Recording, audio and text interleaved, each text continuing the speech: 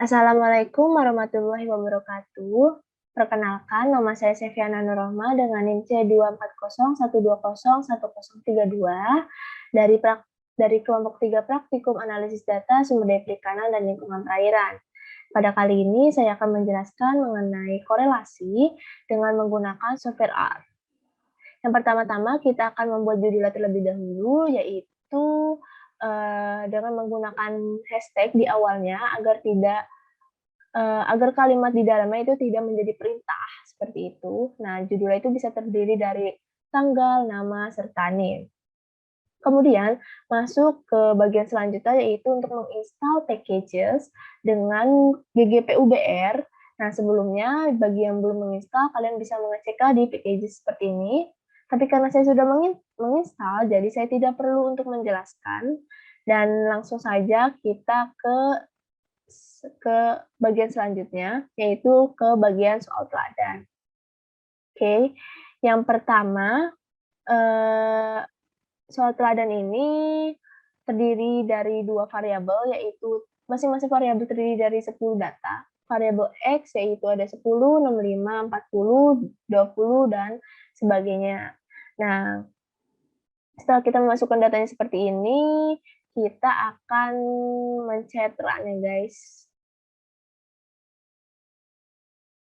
Nah, itu akan masuk di konsul dan akan masuk di environment. Tuh, nilai X seperti itu.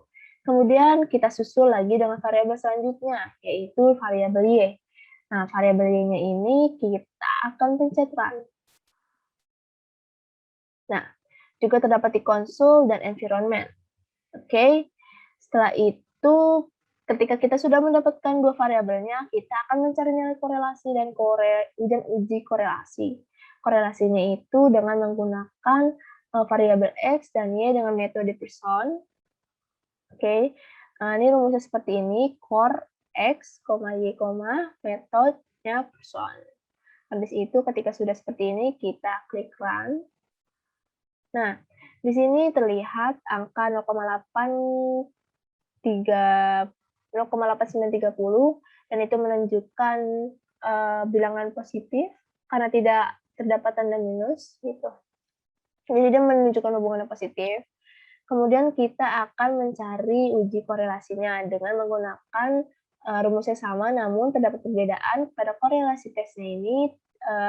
Rumusnya itu core titik tes, lalu menggunakan X, menggunakan Y dengan metode Pearson. Lalu jika sudah seperti ini, kita pencet run. Nah, di sini terdapat banyak output yang dihasilkan. Nah, datanya yaitu terdiri dari X dan Y. Habis itu T hitungnya yaitu 5,6136 dan di sini tidak ada tanda minus, berarti positif. Habis itu derajat bebasnya yaitu 8 karena N dikurang 2 yaitu 10 dikurang 2 sama dengan 8. 10-nya itu dari banyak data tadi yang di teladan 1.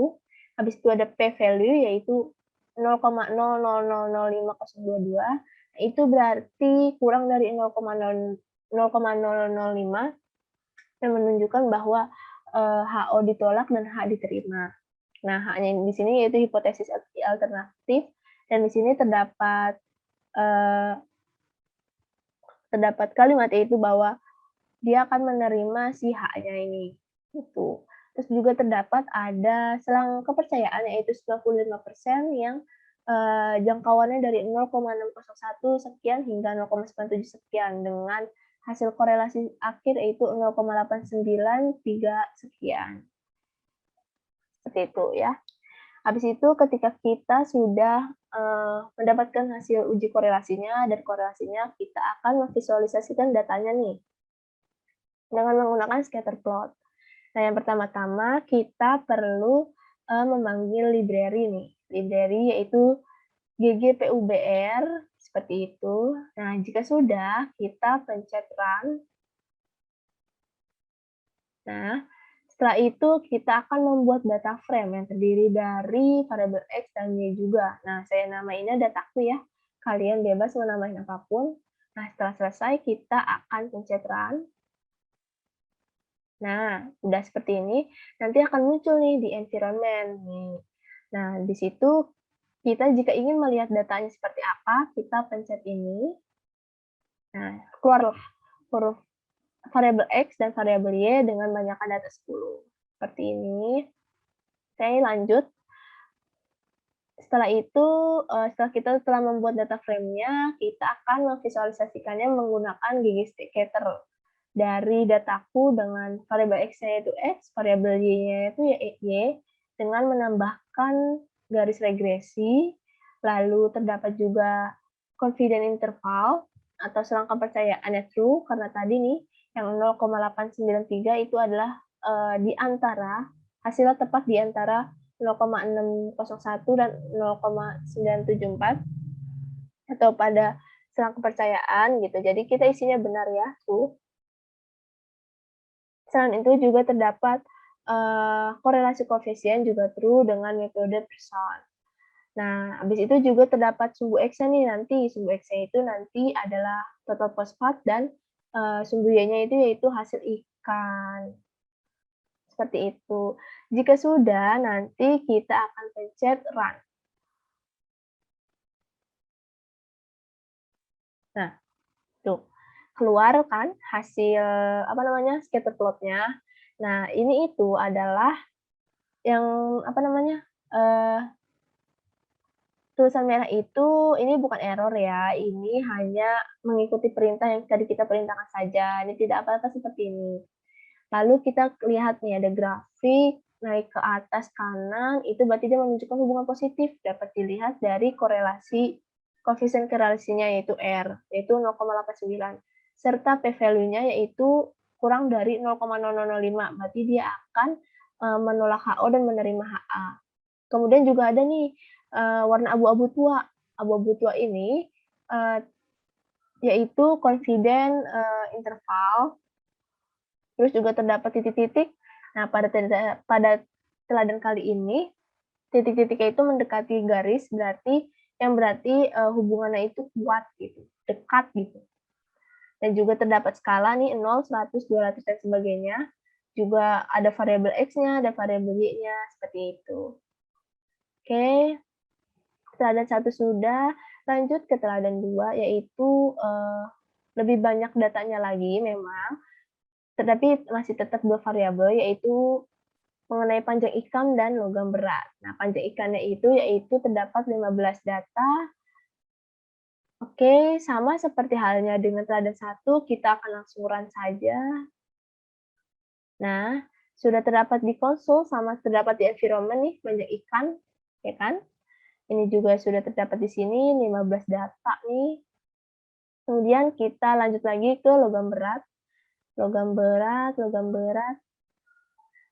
Nah, langsung saja kita run ya. Nah, di sini juga masuk ke values, yaitu logam berat. Di sini juga masuk ke konsol. Ini akan berguna untuk perhitungan koefisien korelasi dan korelasi. Nah, selanjutnya kita akan menghitung korelasinya, yaitu rumusnya sama, memasukkan panjang ikan sebagai X, logam berat sebagai Y dengan metode Pearson. Seperti ini penulisannya ya. Habis itu kita run. Nah, di sini kita akan mendapatkan hasil minus 0,632 sekian, itu berarti menandakan hubungannya adalah negatif, seperti itu. Lalu kita tes nih, uji korelasinya, dengan menggunakan rumus yang hampir mirip dengan si korelasi tadi. Langsung saja kita run. Nah, di sini terdapat data yaitu panjang ikan, logam berat. Nah, ini tuh kumpulan datanya seperti itu. Ada X dan Y. Lalu ada juga T hitung yaitu minus 0,29441. Terus ada derajat bebas yaitu 13 karena 15 dikurang 2 atau N dikurang 2. Terus kemudian ada p-value. P-value-nya ini 0,0114 atau kurang dari 0,0505 gitu ya. Nanti dia akan menolak HO dan menerima HA seperti itu. Nah, HO-nya itu pada teorinya adalah hipotesis awal dan HA-nya itu adalah alternatif hipotesis. Terdapat juga ini nih confident interval atau selang kepercayaan pada tingkat 95%, kemudian juga dalam jangkauan minus -0,846 hingga minus -0,177. Nah, kemudian dapatlah hasilnya yaitu minus -0,6324. Nah, seperti itu. Kemudian kita akan memvisualisasikannya ke dalam grafik kembali. Enggak deh, ke dalam plot gitu. Kita akan memanggil si library lagi nih, library GG UPBR. Kemudian kita pencet run.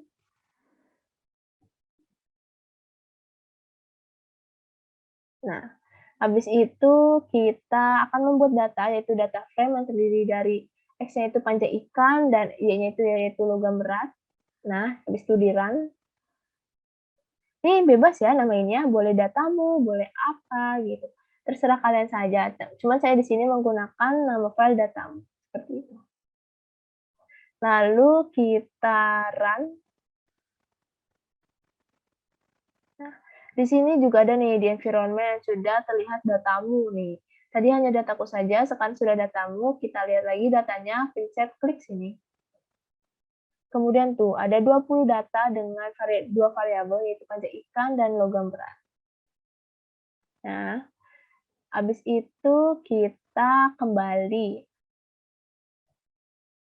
Setelah selesai kita mencari datanya, kita akan memvisualisasikannya menggunakan scatter plot, yaitu dengan menggunakan data pada datamu, yaitu X sebagai panjang ikan sebagai X, logam berat sebagai Y, menambahkan garis regresi, confident interval atau selang kepercayaannya benar, terus habis itu koefisien korelasinya itu benar, metodenya yaitu Pearson gitu ya. Habis itu juga terdapat sumbu X-nya yaitu panjang ikan dalam cm dan sumbu Y-nya konsentrasi logam berat. Seperti itu. Langsung saja kita run ya. Kita run setelah terbentuk rumus seperti ini, run. Nah, tuh. Tadi rada berbeda memang grafiknya, namun maknanya ada beberapa yang sama, seperti warnanya itu abu-abu, itu sama menandakan selang kepercayaan, bentuk garisnya saja yang berbeda ya, dan titik penyebarannya saja yang berbeda. Garis penyebarannya itu adalah menurun ke kanan, yang berarti dia menunjukkan hubungan negatif, juga dapat dilihat dari R-nya, yaitu korelasi koefisiennya, yaitu minus 0,63. Setelah itu ada p-value, yaitu 0,011, ini kurang dari 0,05, yaitu berarti dia akan menolak HO dan menerima HA. Dan di sini juga terdapat titik-titik yang menyebar, yang artinya hubungannya adalah lemah. Di sini juga ada X-nya, di sini juga ada Y-nya, seperti itu. Nah, dari tadi kita ngebahas Pearson nih. Sekarang ada metode lain loh yang belum dibahas, tapi tidak dibahas lebih detail di sini, hanya sekedar tahu gitu. Nah, metode lainnya yaitu ada Kendall dan Spearman. Nah, si Kendall-nya ini kita lihat nih apakah ada perbedaan dengan Pearson. Langsung saja klik rumusnya seperti ini. Kemudian kita run. Nah, di sini terlihat nih hasilnya adalah minus 0,4 pada Kendall. Coba kita lihat si Spearman setelahnya lagi agar bisa dibandingkan seperti itu. Klik run. Nah, di sini ternyata minus 0,61. Ketika Spearman 0,61 dan Kendall minus 0,4, Spearman minus 0,61, dan si Pearson itu adalah minus 0,63, seperti itu hasilnya merupakan berbeda-beda kan. Kenapa bisa berbeda-beda? Karena kita menggunakan metode perhitungan yang berbeda pula, seperti itu. Ya, kurang lebihnya segini, saya hanya bisa memaparkan, kurang lebihnya mohon maaf. Terima kasih. Wassalamualaikum warahmatullahi wabarakatuh.